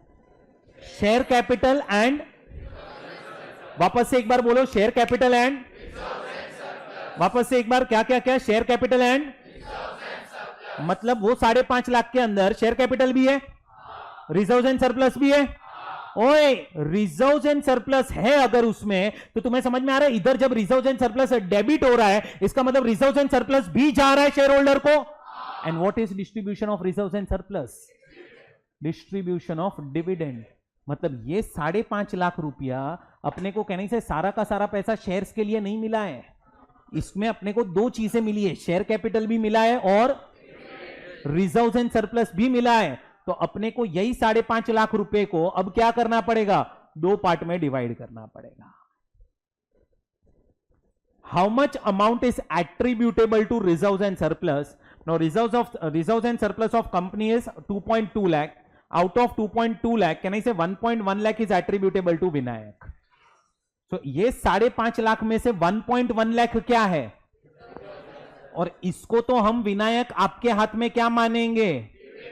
अंडर सेक्शन 222C, और ये टैक्सेबल हो जाएगा under income from other sources. और दूसरा जो बैलेंस पैसा बच गया ना, बैलेंस कितना बच गया, वो तुम बना दो FVOC, और इसमें से माइनस कर दो कॉस्ट ऑफ एक्विजिशन जो विनायक के लिए था 1.8 lakhs, balance is capital gains for Vinayak. कुछ आया समझ में कि नहीं समझा? सो जब भी कंपनी क्या हो रही है, बंद, कंपनी असेट देगी, उस पे कंपनी को टैक्स नहीं लगेगा अंडर कैपिटल गेन्स, और शेयर होल्डर को टैक्स लगेगा, बट शेयर होल्डर को टैक्स दो हेड्स में लगेगा। कौन से? Other source and, why under other source? क्योंकि कंपनी रिजर्व्स भी दे रही है। And what is a distribution of reserves? It is a distribution of reserves. So this entire 5.5 lakh is not for only share capital, it includes amount for reserves and surplus. तो reserves and surplus को अलग करो क्योंकि वो dividend है। बाकी का जो पैसा मिला that is appreciation in value of shares. समझा? सागर के बुक्स में भी सब कुछ सेम होगा, सिर्फ एक ही चेंज आएगा, उधर 1.8 के बदले 2.2 lakhs, क्योंकि मेरी कॉस्ट ऑफ एक्विजिशन 2.2 थी। क्लियर? एक पॉइंट और इसी में ध्यान से सुनो, एक पॉइंट और बराबर से समझो। ये विनायक को क्या क्या मिला था कंपनी से? हाँ, पर वो शेयर कैपिटल रिसोर्स मिला, पर कैसे दिया था, क्या दिया था कंपनी ने? असेट एंड बैंक दिया था। अब है ना, कल उठ के विनायक जो है, विनायक समझो वो मिस्टर एक्स को असेट ट्रांसफर कर रहा है। कौन सा? Which was received eight the time of liquidation. अरे जो लिक्विडेशन के वक्त असेट मिला था वो अब विनायक मिस्टर और मिस्टर एक्स से 10 लाख रुपया ले रहा है। तो ये कहने से विनायक के लिए अब कैपिटल गेन्स हो गया। FVOC कितना हो जाएगा? लाउडर। और अब थोड़ा सा समझो, कॉस्ट ऑफ एक्विजिशन हम क्या लेंगे पता है? 4 लाख रुपया। कैसे 4 लाख? अरे भाई 4 लाख पे ऑलरेडी तुझे टैक्स लग चुका है यहां पे। अरे यार सुनो, मैंने तुम्हें एक असेट दिया, समझो वो असेट 3 लाख का था और गवर्नमेंट तुमसे 3 लाख पे टैक्स ले ले। कल उठ के तुम वही असेट 10 लाख में बेचो तो कितने पे टैक्स दोगे? 7 लाख पे। सेम चीज यहां पे कर रहा हूं मैं, 4 लाख पे ऑलरेडी तुम्हें टैक्स, इसीलिए वो तुम्हारी कॉस्ट बन जाएगी। क्या बन जाएगी? तुम्हारी कॉस्ट। भेजे में ये गया। अब लिक्विडेशन के वक्त ये विनायक है ना, विनायक, उसके हाथ में what will be the year of transfer? So it will be the year of liquidation. मतलब हम ऐसा मानेंगे कि विनायक आपके हाथ से शेयर्स कब जा चुके हैं? जिस साल में लिक्विडेशन हुआ वो साल में। बट विनायक है ना, उसको टैक्स कौन से ईयर में लगेगा पता है? Tax what will be year of tax? Year of distribution मतलब क्या, जिस दिन कंपनी असेट्स डिस्ट्रीब्यूट करेगी वो साल में टैक्स लगेगा। समझो कंपनी ने लिक्विडेशन अनाउंस कर दिया in the month of March, कब, और मई में कंपनी ने सारे असेट्स डिस्ट्रीब्यूट करना स्टार्ट किए। तो तुम्हें समझ में आ रहा है, ईयर चेंज हो गया, मार्च और मई, तो तुम्हारी टैक्सेबिलिटी चेंज हो सकती है। मतलब वापस से यहां पे टैक्सेबिलिटी को पोस्टपोन किया है। तुम्हें टैक्स वो ईयर में नहीं लग रहा है जिस ईयर में लिक्विडेशन हो रहा है, वो ईयर में लग रहा है जिस ईयर में डिस्ट्रीब्यूशन हो रहा है। अब मैंने जब ये कॉन्सेप्ट स्टार्ट किया था तब मैंने आपको एक चीज बोली कि ये चीज प्रैक्टिकली पॉसिबल नहीं है। रीजन आज है ना, प्रैक्टिकली सोचो, ये सब चीजें कब हो सकती है पता है? जब ये असेट है ना, असेट, ये असेट ऐसा हो जो शेयर होल्डर्स के बीच में ना डिवाइड हो सके। आज असेट थोड़ी है, आज एक कंपनी है उसमें 10 लाख शेयर होल्डर है और कंपनी के पास एक लैंड है, कैसे डिवाइड करेगा कंपनी? पॉसिबल ही। तो तुम समझो यहां पे क्या होता है प्रैक्टिकली, हर एक असेट कंपनी पहले बेचता है और पैसा मिलता है और वो पैसा शेयर होल्डर को डिस्ट्रीब्यूट होता है। तो तुम देखोगे ना तो practically company never distributes assets to share holder. आता है पैसा, आता है, विनायक को पैसा आएगा, बट क्या आएगा? सिर्फ बैंक बैलेंस आएगा। क्या आएगा उसको? सिर्फ बैंक बैलेंस। तो उसको बैंक बैलेंस आया ना, तो उसको तो दो पार्ट करनी ही है, रिजर्व एंड सरप्लस, बैलेंस। इधर टैक्स आएगा, बट ये वाला जो पार्ट आया ना, जो आगे मैंने सिखाया अभी कि असेट ट्रांसफर, ये आएगा ही नहीं। क्यों नहीं आएगा? क्योंकि असेट मिला ही नहीं है। और दूसरा, जब कंपनी असेट शेयर होल्डर को असेट नहीं बेच ट्रांसफर करती, शेयर आउटसाइडर को बेचती है। क्यों? क्योंकि कंपनी को पैसा देना पड़ता है शेयर होल्डर को, तो वो टाइम पे कंपनी को टैक्स लगेगा। कंपनी को एग्जम्पशन कब मिल रहा है? तो कंपनी को एग्जम्पशन मिल रहा है अगर वो असेट शेयर होल्डर को ट्रांसफर करे। तो this 46(1) is applicable if asset is transfer to share holder. बोलो, समझा? तो ये कौन से 3 सेक्शंस खत्म हुए हैं? 46(1) एंड 222(c). क्लियर है? चलो लिख लेंगे। ये तुम्हें ये समझा क्यों नहीं हो सकता ये चीज?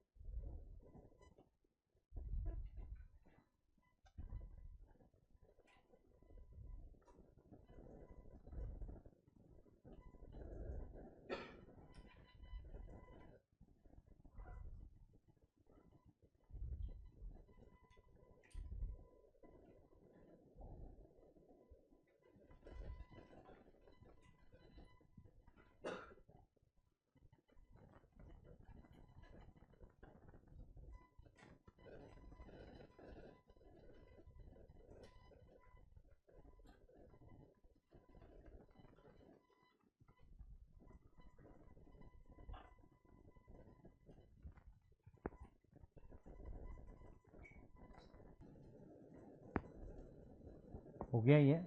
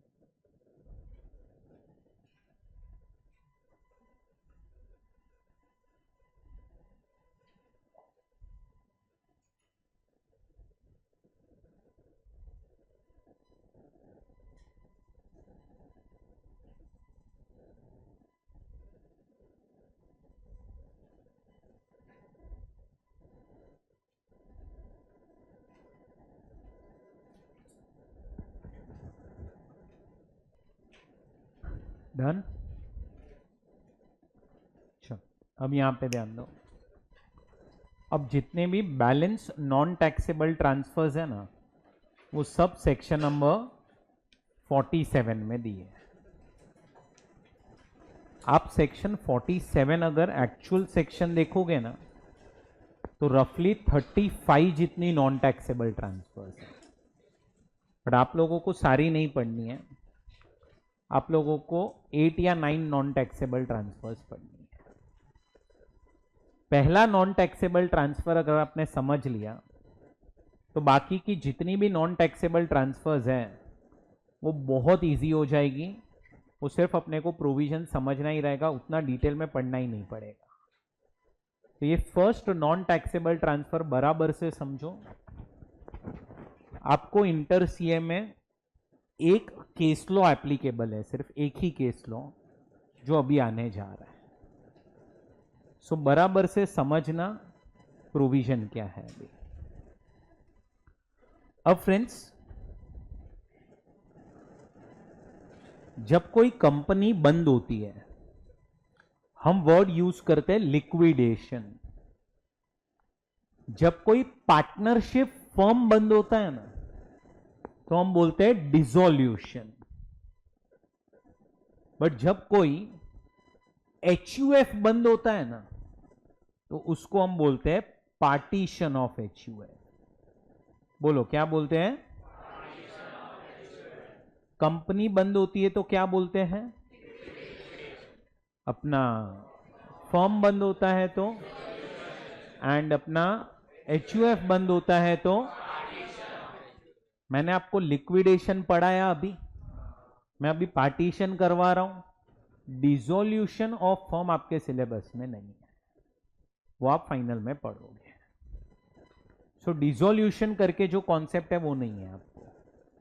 अब ध्यान से समझना पार्टीशन ऑफ एचयूएफ का कॉन्सेप्ट क्या है।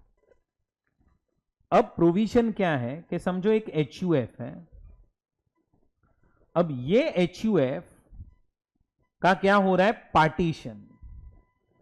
तो एचयूएफ क्या करेगा? उसके जो भी असेट्स है, असेट्स वो किसको दे देगा?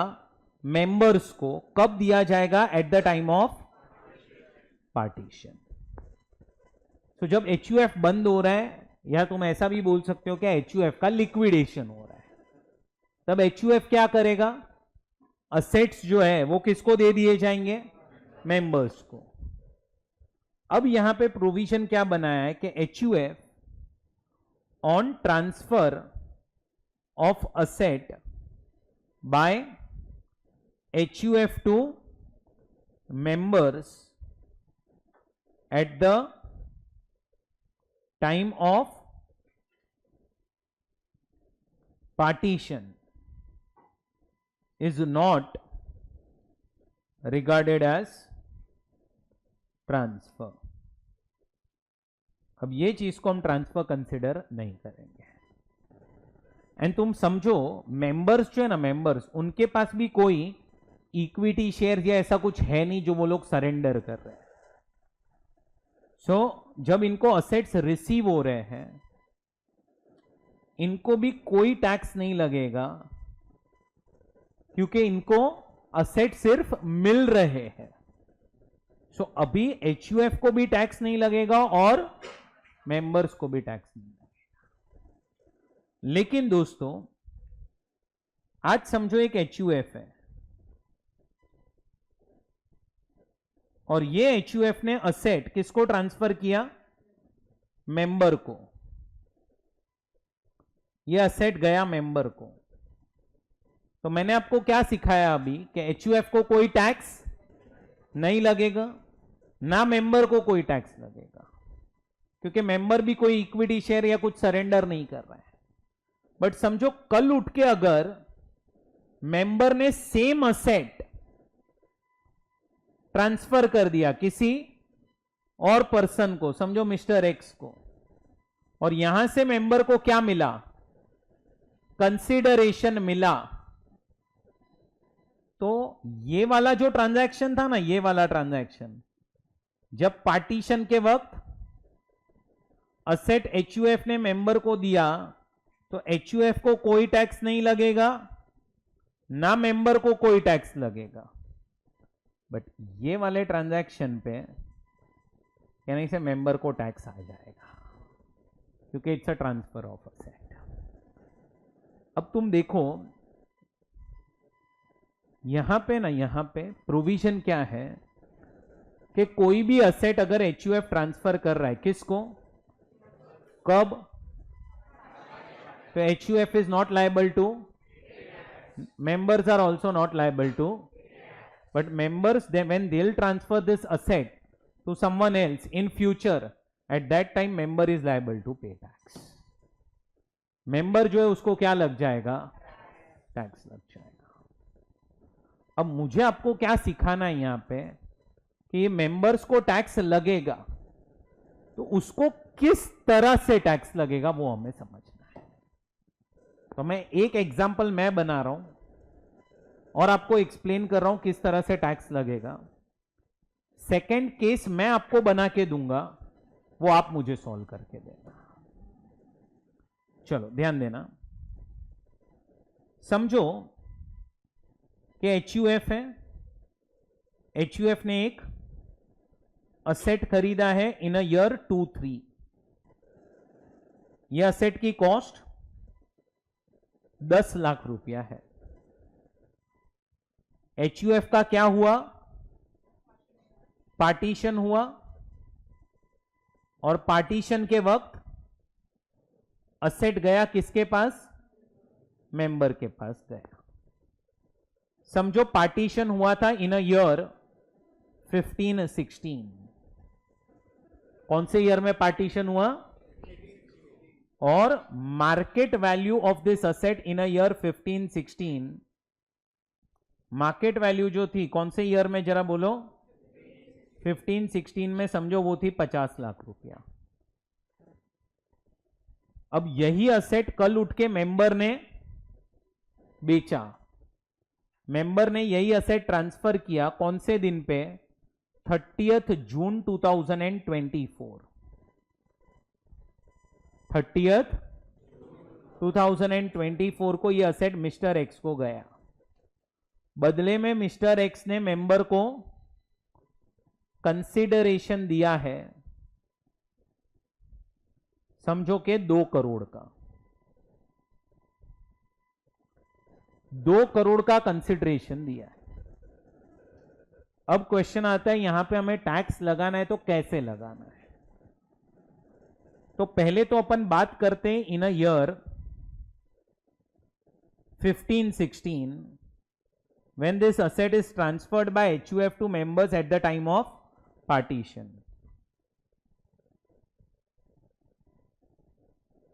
15-16 में जब ये असेट गया तो HUF जो है ये HUF को कोई टैक्स नहीं आएगा अंडर कैपिटल गेन्स, और मेंबर्स जो है उनको भी कोई टैक्स नहीं लगेगा अंडर कैपिटल गेन्स। बोलो, ये समझा पहले आप लोगों को? अब टैक्स कब आएगा? आएगा कब? इन अ ईयर 24-25। 24-25 जो ईयर है उसमें कहने से टैक्स एप्लीकेबल हो जाएगा। अब टैक्स लगेगा तो लगेगा किसको? वो टाइम पे मेंबर्स को टैक्स लगेगा। कहां टैक्स लगेगा? Under capital gains. बोलो हां के ना? कैपिटल गेन्स में टैक्स लगेगा मेंबर्स को। ठीक है, अब सुनो, अब पहला ही पॉइंट क्या आता है? मेंबर्स को टैक्स लगाना है तो मेंबर्स का FVOC क्या? वो तो बहुत सिंपल है। कितना आएगा बोलो आप? हाँ, 2 करोड़ FVOC। अब आगे के क्वेश्चंस मेन है सारे। पहले तो मेंबर्स को ये असेट HUF ने दिया था। अब क्वेश्चन आता है मेंबर्स के लिए कॉस्ट ऑफ एक्विजिशन क्या? दूसरा, मेंबर्स के लिए होल्डिंग पीरियड क्या? क्योंकि होल्डिंग पीरियड से ही डिसाइड होगा कि असेट इज, और अगर असेट लॉन्ग टर्म है तो इंडेक्सेशन। तो अब है ना, ये प्रोविजन समझो क्या है। ये जो गवर्नमेंट बोल रहा है ना कि transfer of asset by HUF to member is not taxable, understand? ये सिर्फ एक प्रोविजन, मैं आपको जो बेनिफिट दिया है इट्स अ टेम्पररी बेनिफिट। ये लोग ने क्या रूल बनाया है कि transfer of asset by HUF to member is not taxable, but members when you will transfer asset to someone else at that point of time you are liable to pay tax retrospectively. मतलब जो tax HUF को लगा नहीं था वो members को भी लगना स्टार्ट हो जाएगा। कुछ समझ में आ रहा है? So it's a non taxable transfer, but understand it's a temporary non taxable transfer. But अब ये प्रोविजन बनाते वक्त एक थोड़ा सा गड़बड़ हो गया है, ध्यान से सुनना। तो इसका मतलब अब मेंबर्स का पहले तो होल्डिंग पीरियड क्या होगा? होल्डिंग पीरियड, तो होल्डिंग पीरियड मेरे एग्जांपल में मैं बोल सकता हूं जब हमें टैक्स रेट्रोस्पेक्टिवली करना है तो इट शुड बी लाइक 2-3 से लेके होल्डिंग पीरियड स्टार्ट होगा अप टू 29th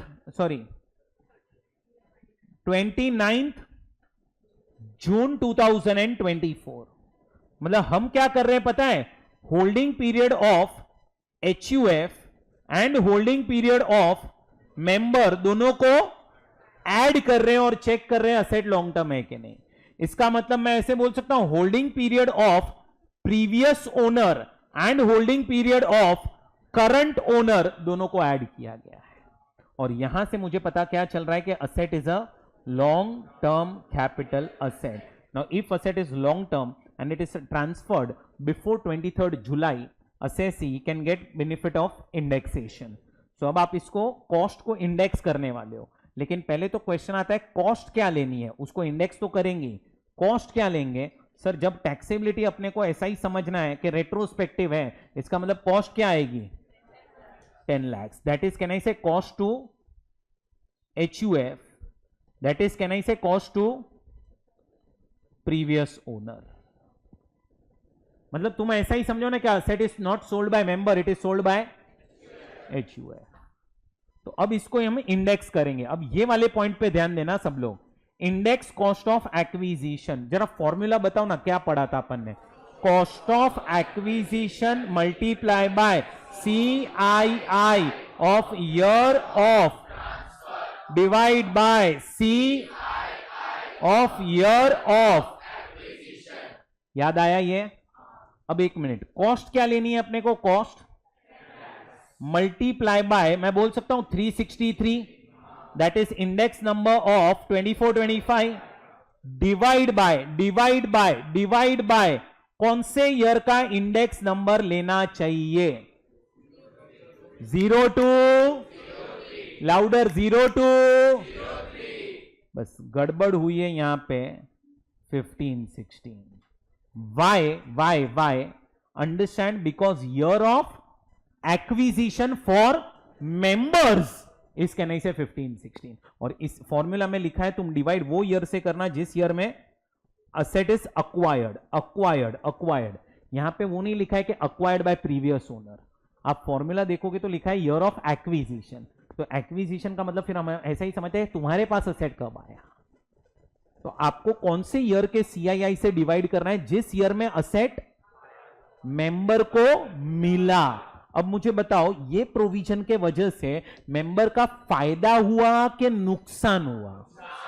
नुकसान हुआ. कैसे नुकसान हुआ?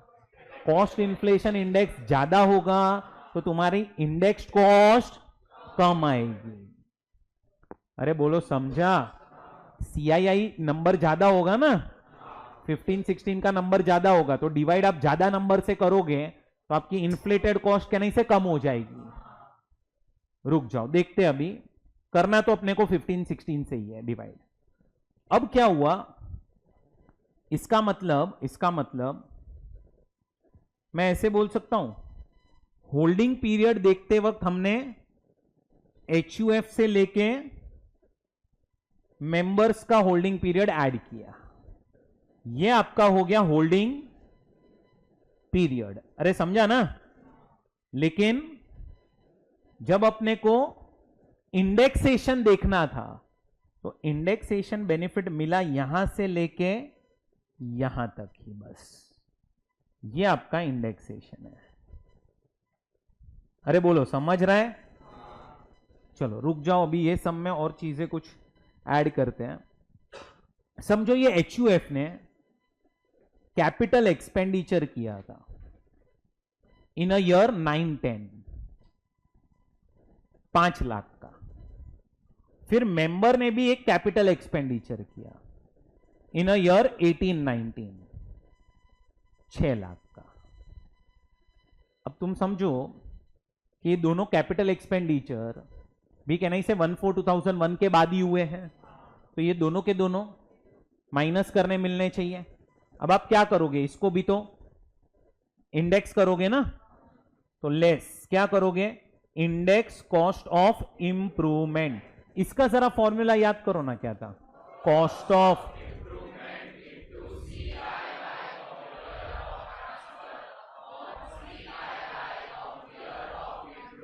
ईयर ऑफ पहली इंप्रूवमेंट किसने करवाई थी?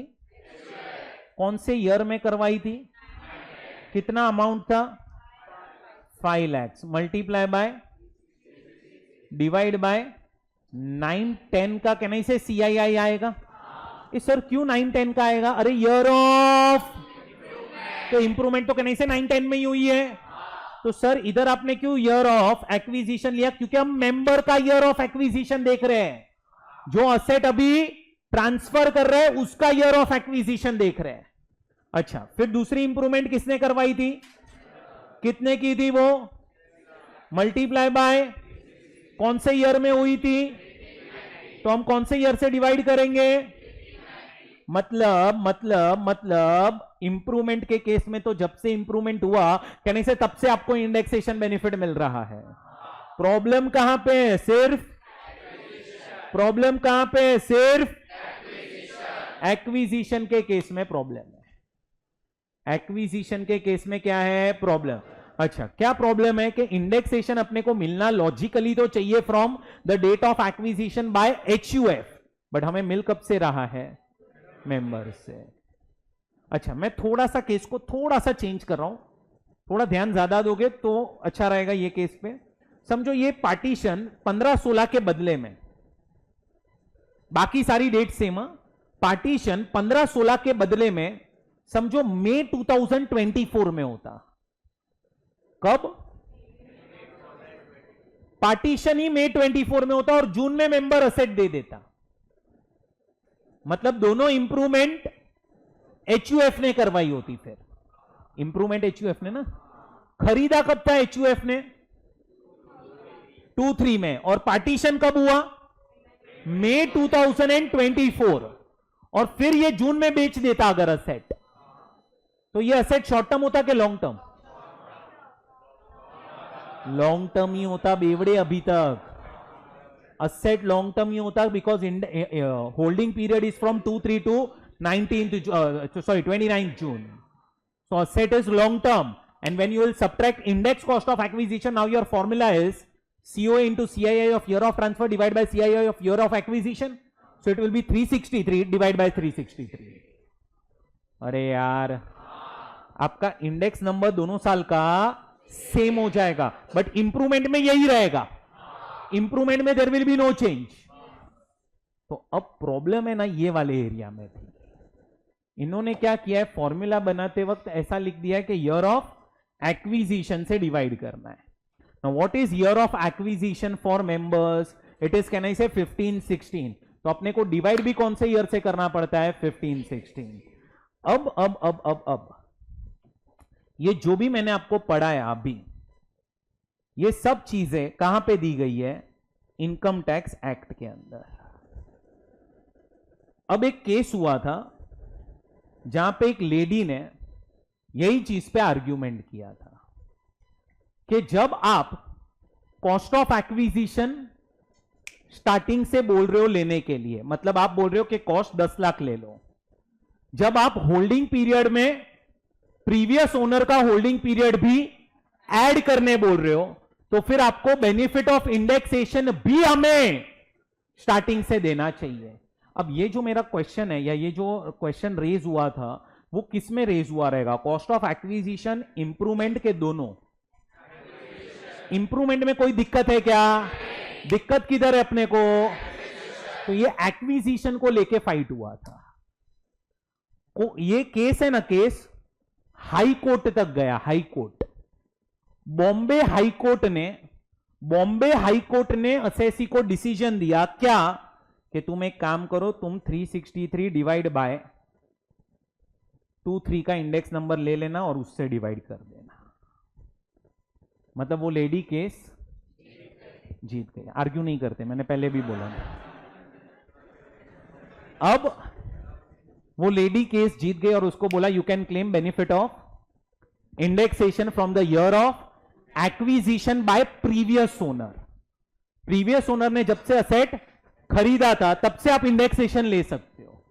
अब अगर तुम्हें ये वाला पार्ट फॉलो करना है ना, ये वाला पार्ट, तो तुम्हें वो केस का नाम लिखना पड़ेगा मंजूला जे शाह। मोंजुलिका मत लिख देना, it is Manjula J Shah. This decision is of Bombay high court. Supreme court है ना, सुप्रीम कोर्ट, उसका अगर ये डिसीजन होता तो ये लॉ बन जाता। अब इंस्टीट्यूट हर एक क्वेश्चन सॉल्व करते हैं एज पर एक्ट, और मंजूला जे शाह जो केस है उसके ऊपर वो लोग नीचे नोट देते हैं। अब इतना सब मैंने आपको एक्सप्लेन किया, आपको कुछ याद रहता नहीं है। आप क्या करते हो? Cost of acquisition previous owner, holding period previous owner, indexation previous owner. आप by default Manjula J Shahi follow करते हो, क्योंकि आपको वो टाइम पे याद ही नहीं होता कि एक्ट में ऐसा लिखा है, केस लॉ में ऐसा लिखा है, कुछ नहीं पता होता है। तो आप जैसे सॉल्व करो करके आना, नीचे नोट डाल देना मंजूला जे शाह, खत्म। ये बराबर आपका आंसर राइट जाएगा, खत्म। Oh clear? Now can I say this case law is not relevant on or after 23rd July? अरे इंडेक्सेशन ही चला गया, कौन सा प्रीवियस ओनर क्या करंट ओनर फिर तो इसीलिए ये केस लॉ रेलेवेंट है अप टू 22nd जुलाई, और इसीलिए मैंने डेट ऑफ ट्रांसफर 30th जून लिया हुआ है। कुछ समझ में आया? पक्का भेजे में गया? अब रुको, अब मैं यहां पे एक केस आप लोगों के लिए बना रहा हूं पहले अपन जो ऊपर लिखा है वो सब लिखने के बाद आप ये केस सॉल्व करोगे, पहले केस सिर्फ समझ लो। समझो HUF है, HUF के पास एक हाउस प्रॉपर्टी है। HUF के लिए जो एक्विजिशन का ईयर था, ईयर ऑफ एक्विजिशन, वो था 93-94, और जो कॉस्ट ऑफ एक्विजिशन थी वो थी 6 लाख रुपया। यही असेट का जो फेयर मार्केट वैल्यू था एज ऑन 1/4/2001 वो था 10 lakhs, और इसका जो स्टैम्प ड्यूटी वैल्यू था एज ऑन 1/4/2001 वो था 9.8 lakhs, बराबर। यही HUF का क्या हुआ, पार्टीशन हुआ और असेट गया मेंबर को,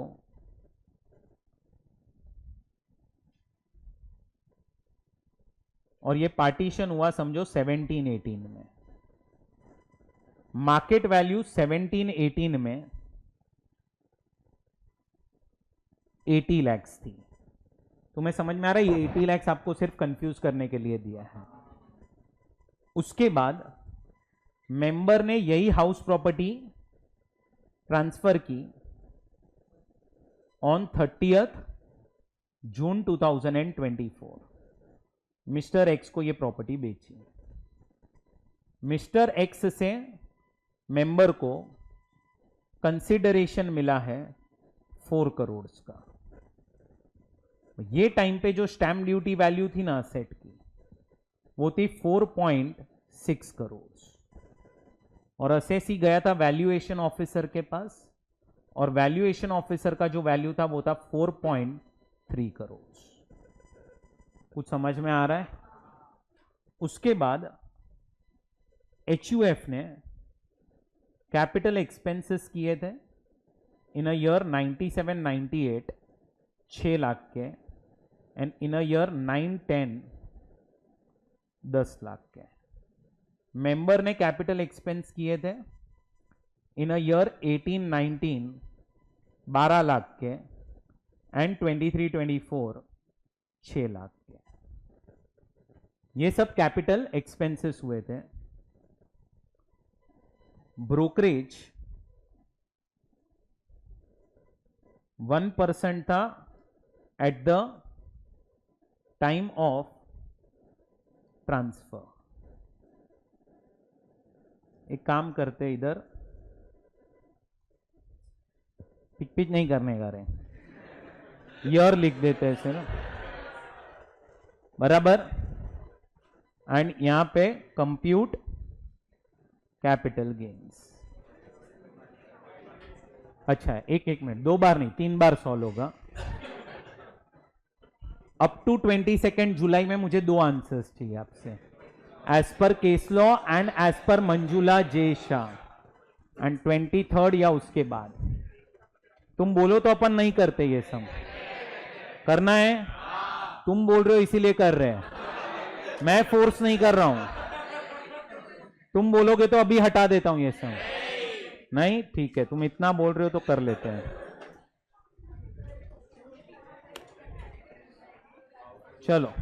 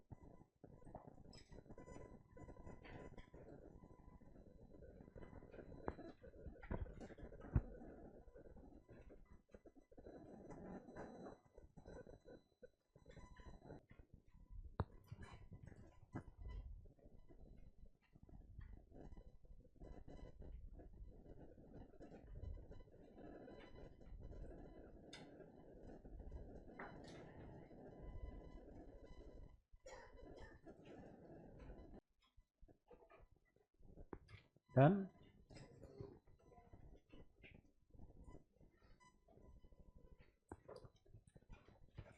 ये एक केस में तीनों बार सॉल्व करो प्रॉपर फॉर्मेट में, as per act, as per Manjula Jesha, up to 20 second. और 23rd के बाद तो एक ही केस होने वाला, उधर तो कोई है नहीं ऐसा।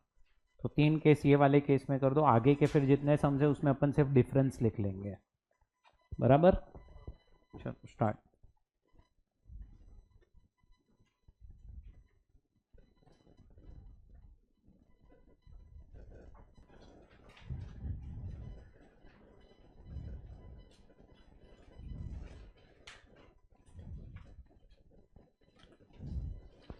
चलो आ गया आंसर।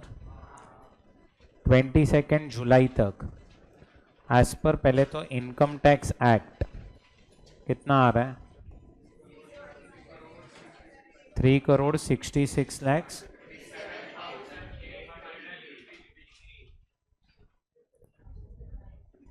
853 बराबर। एज पर मंजुला जे शाह 40,0830 321 बराबर।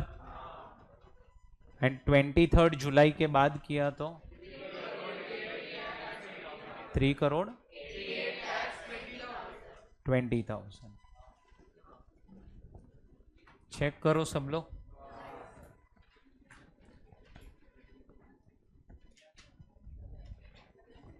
ये समझा? चलो यहां पे ध्यान दो, मैं कोई अभी न्यू पॉइंट नहीं पढ़ा रहा हूं। अपन ने पता है चैप्टर 1 में टैक्स रेट्स पढ़े थे। Individual HUF, AOP, BOI and AJP, they are liable to pay basic tax as per, क्या बोलो?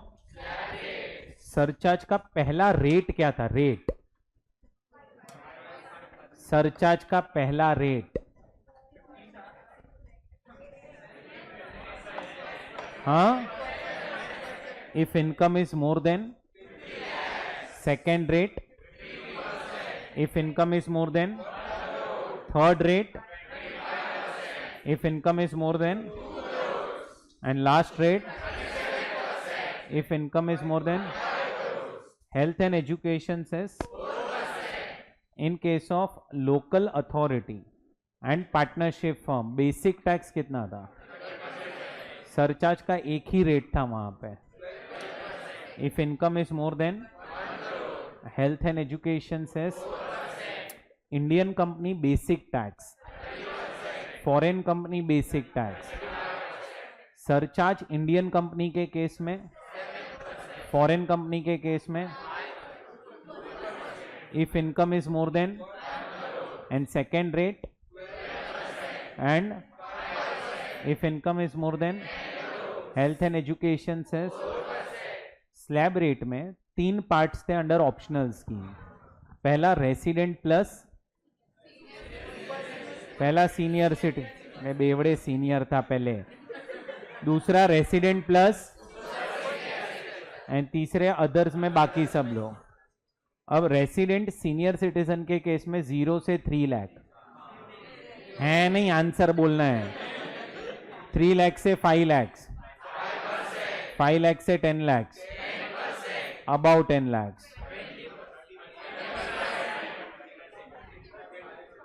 Super senior citizen 0 to 5, 5 to 10, and more than 10। Others में 0 से 2.5, 2.5 से 5, 5 to 10, about 10। 2,50,000, 3 lakh and 5 lakh को हम क्या बोलते थे? एक रीबेट करके कॉन्सेप्ट पढ़ा था। 3 कंडीशन थी, इंडिविजुअल होना चाहिए एंड इनकम होनी चाहिए less than or equal to. Maximum rebate कितना था? डिफॉल्ट स्कीम में आपके स्लैब रेट्स 0 से 3 लाख, 3 लाख से 7 lakh, 7 to 10, 10 to 12, 12 to 15, above 15. उधर सरचार्ज में तीन ही रेट्स थे, 10, 15, 25. और अपना HEC4 रीबेट में वहां पे दो कॉन्सेप्ट्स थे, up to 7 lakhs 25,000 and beyond 7 lakhs extra income and extra tax, वो कंपैरिजन करना था.